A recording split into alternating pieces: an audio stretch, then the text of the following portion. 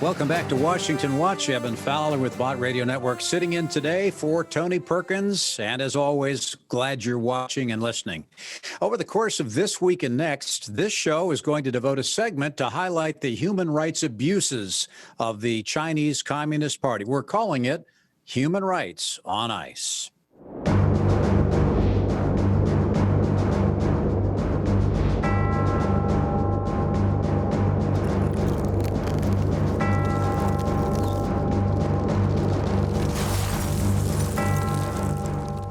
Well, in today's segment of Human Rights on Ice, we're going to head into the quarantine hotels where Olympic athletes are being sent after testing positive for COVID.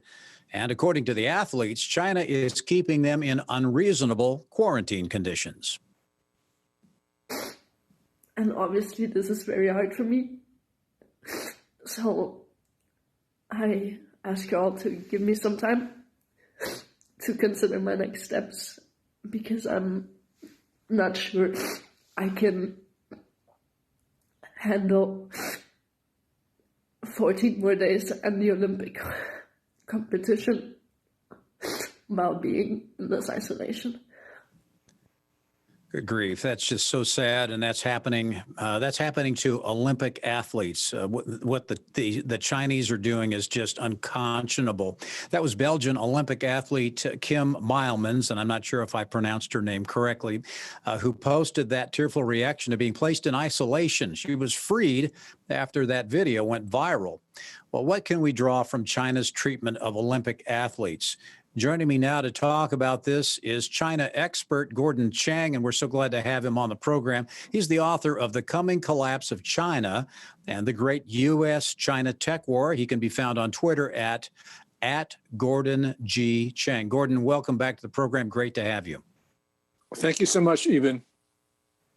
So give us an update on what you know. We've been seeing a lot of this going on in the media. We've heard about these athletes, now hundreds of them who have supposedly tested positive, no doubt using Chinese testing kits. So what's going on from your perspective? A number of things, Eben. First of all, China is harvesting the DNA of some of the world's most athletic humans, some of the best humans, best performers. And they're doing this because they want to develop biological weapons. Chinese military researchers have been talking about, quote, specific ethnic genetic attacks. In other words, pathogens that will leave the Chinese immune, but sicken and kill everybody else. And they need foreign DNA to do it. They also need DNA to build super soldiers. So they're taking DNA from the world's best athletes. And so this is really an horrific exercise. But going back to what we were just talking about before, the other thing they're doing is they are making it very difficult for certain competitors to actually do well at the Olympics. And what they have done in China is use a more sensitive COVID-19 test than the IOC wanted. But the IOC caved in on that. So a lot of people have now been thrown into quarantine where they're in facilities which are so small they can't exercise.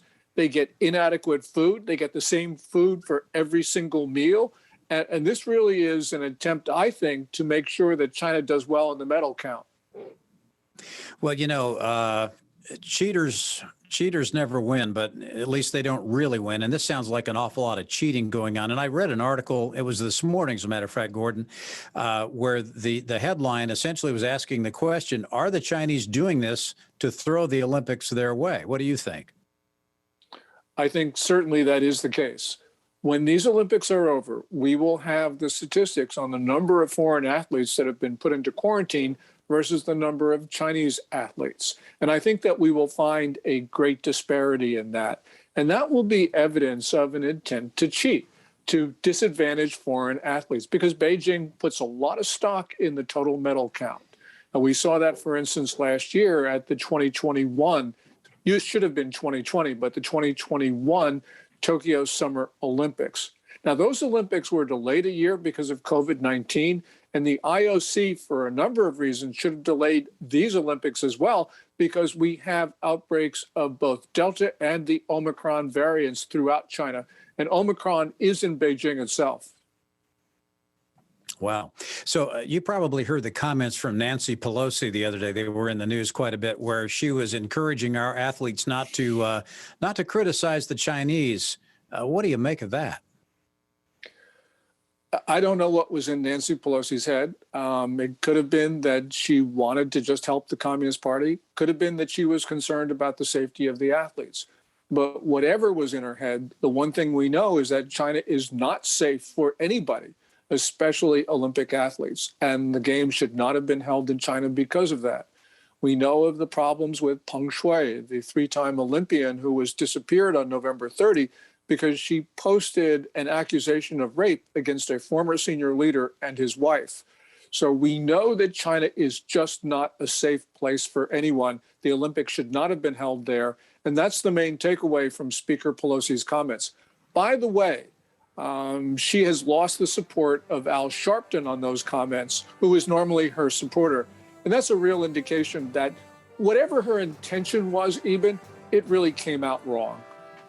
Yeah, absolutely. Well, Gordon, it's such a privilege to have you on the program and lend your expertise to this. I learned a couple of things I didn't know about the DNA mentioned. That's pretty frightening, as a matter of fact. So thank you so much. Thanks for being here today with us. Thank you, Eben.